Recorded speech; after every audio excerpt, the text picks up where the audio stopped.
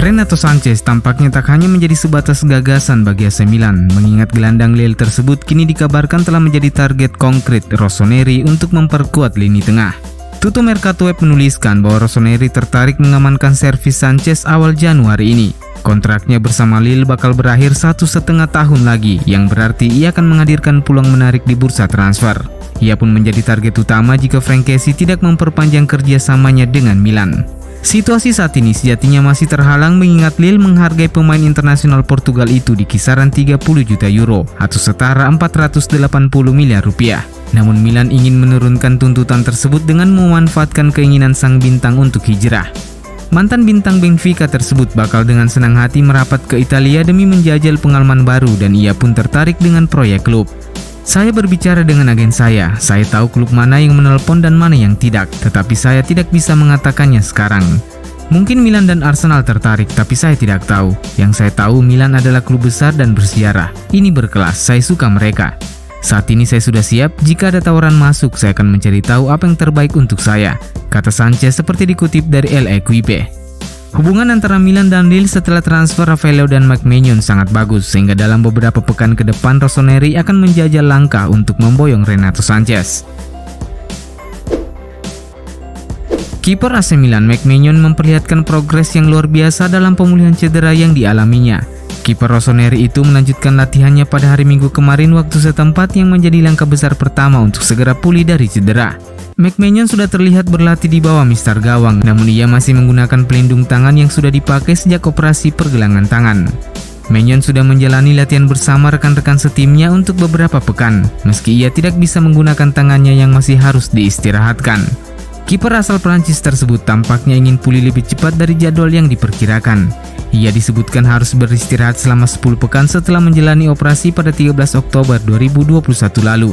Jika melihat perkiraan awal, McMahon baru bisa kembali pada 5 Januari. Namun dengan perkembangan positif yang diperlihatkannya, McMahon bisa memperkuat AC Milan lebih cepat dari jadwal semula.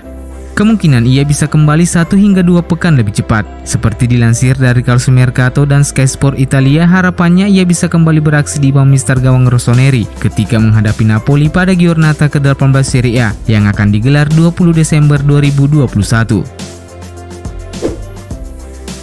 Zlatan Ibrahimovic terus tampil impresif. Pada usia 40 tahun, dia masih bisa membuat perbedaan besar di lapangan, seperti saat dia mencetak 2 gol untuk AC Milan dalam pertandingan melawan Fiorentina. Sayangnya, Milan harus menelan kekalahan 4-3 dari tuan rumah akibat beberapa kesalahan konyol di barisan pertahanan. Ibrahimovic sendiri sejatinya juga sempat membuat kesalahan saat melewatkan peluang emas menyamakan kedudukan menjadi 1-1 di babak pertama. Tapi dia menembus kesalahan itu dengan 2 gol di babak kedua, kemudian sebuah assist untuk gol bunuh diri yang dilakukan Lorenzo Venuti di penghujung pertandingan. Andai saja tidak ada kesalahan-kesalahan pemain bertahan Milan, Ibra mungkin saja tampil menjadi pahlawan bagi Milan di laga itu. Cukup adil untuk mengatakan bahwa sangat mengesankan melihat pemain veteran asal Swedia itu masih tampil di level tinggi di usianya yang sudah menginjak 40 tahun. Ia sudah mencetak 5 gol dan menjadi pencetak gol terbanyak di Milan musim ini bersama Rafael Leao yang memiliki 8 penampilan lebih banyak darinya. Striker Red Bull Salzburg Roko Simic dikabarkan memendam impian bisa bermain bersama AC Milan suatu hari nanti dan tengah berupaya membuka jalan untuk mewujudkannya. Calcio Mercato mengklaim bahwa Simic merupakan pemain yang tengah dipantau Rossoneri cukup lama, dan mereka tampaknya bakal terus mengamatinya dengan sang pemain berhasil bersinar dalam masa peminjamannya bersama klub divisi kedua Liga Austria FC Liefering, hingga membuatnya kembali menembus tim nasional Kroasia Under-21. Striker 18 tahun itu merupakan putra dari Dario Simic yang di Liga Italia pernah bermain membela Inter Milan dan AC Milan, yang dengan mereka ia mampu memenangkan segalanya termasuk Liga Champions. Remaja berbakat tersebut lahir di Milano dan ingin kembali ke sana untuk membela Rossoneri sebagaimana yang ia akui musim panas kemarin. Milan dan Dinamo Zagreb adalah cinta terbesar saya. Saya bermimpi mengenakan seragam Rossoneri, ujar bintang muda berbakat tersebut. RB Salzburg sendiri membayar tebusan sebesar 4 juta euro atau setara 64 miliar rupiah kepada Lokomotiv Zagreb untuk memboyong Roko Simic ke Austria musim panas lalu, plus menyetujui klausul 10% penjualan di masa depan. Mereka pun memasukkannya dalam rencana masa depan klub, namun Rossoneri tampaknya masih menjadi impian terbesar sang pemain. Bek sayap AC Milan Davide Calabria harus menyudahi tugas negaranya lebih awal pada jeda internasional terakhir. Ia dipulangkan pelatih Roberto Mancini ke Milanello setelah pertandingan Italia melawan Swiss pada kualifikasi Piala Dunia karena mengalami cedera betis. Il Corriere della Sera melaporkan bahwa indikasi pertama menunjukkan bahwa Davide Calabria tidak akan absen lama.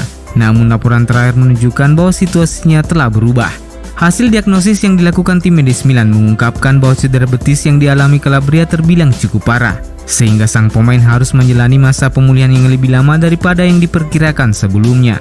Calabria kemungkinan besar akan melewatkan 6 hingga 7 pertandingan Milan ke depan. Ia diharapkan baru bisa kembali pada laga Milan kontra Napoli 20 Desember mendatang, atau pada laga melawan Empoli 3 hari setelahnya.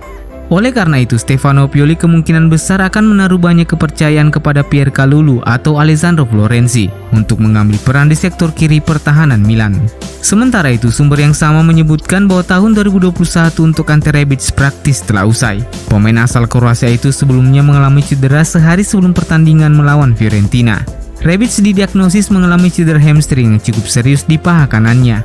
Mantan pemain Eintracht Frankfurt tersebut baru bisa kembali pada bulan Januari setelah liburan Natal. Tentu saja ini menjadi pukulan telak bagi Stefano Pioli karena ia harus menguras tenaga Rafael Leao, sembari mencoba solusi lain seperti memainkan Brahim Diaz atau Rade Krunic di sisi sayap kiri, atau mencoba memainkan formasi lain. AC Milan akan melakukan perjalanan ke Spanyol untuk menghadapi Atletico Madrid pada lanjutan babak kualifikasi Liga Champions. Tim Merah Hitam sadar bahwa peluang mereka untuk lolos ke babak 16 besar sangat tipis, tapi bukan berarti peluang tersebut sudah tertutup sama sekali. Masih ada skenario yang bisa membawa mereka lolos dari babak penyisihan grup, dan kemenangan melawan Atletico Madrid adalah kuncinya. Tuttosport melaporkan bahwa Stefano Pioli bisa membuat pilihan berani untuk pertandingan tersebut. Sumber itu mengungkapkan bahwa Pioli sedang mempertimbangkan apakah masih akan memberikan kepercayaan kepada Ciprian Tatarusanu setelah performa buruknya di laga melawan Fiorentina, ataukah memberikan kepercayaan kepada Antonio Mirante yang kini sedang dalam kondisi prima setelah berlatih secara teratur. Sementara itu, Il Giornale mengungkapkan bahwa duet bek tengah kemungkinan besar akan diisi oleh Simon Kjaer dan Alessio Romagnoli karena Fikayo Tomori kemungkinan besar akan absen karena cedera pinggul yang dideritanya. AC Milan akan melawat ke Wanda Metropolitano guna menghadapi Atletico Madrid di lanjutan babak penyisihan grup B Liga Champions. Seperti yang telah dibahasakan sebelumnya bahwa jalan Milan untuk lolos ke babak 16 besar sejatinya belum tertutup sama sekali, tapi skenario-nya terbilang cukup rumit. Anak asuhan Stefano Pioli tidak hanya perlu mengalahkan Atletico Madrid dan Liverpool, tapi nasib mereka juga akan sangat bergantung pada hasil pertandingan lain, dan berikut ini dua skenarionya. Yang pertama, Milan harus bisa mengalahkan Atletico Madrid setidaknya dengan margin 2 gol. Kemudian harus bisa mengalahkan Liverpool di San Siro di pertandingan terakhir. Kemudian Liverpool harus bisa mengalahkan FC Porto. Dan Atletico Madrid harus bisa bermain imbang dengan Porto pada matchday terakhir, sehingga hasil di klasmen akhir akan seperti ini. Skenario yang kedua jauh lebih rumit. Dalam hal ini Milan juga harus bisa mengalahkan Atletico minimal dengan margin 2 gol, dan juga harus bisa mengalahkan Liverpool. Kemudian Liverpool harus bermain imbang dengan FC Porto, dan Atletico Madrid harus bisa mengalahkan FC Porto di laga terakhir. Dalam situasi ini Milan akan lolos ke sistem gugur karena menang head to head atas Los Rojiblancos.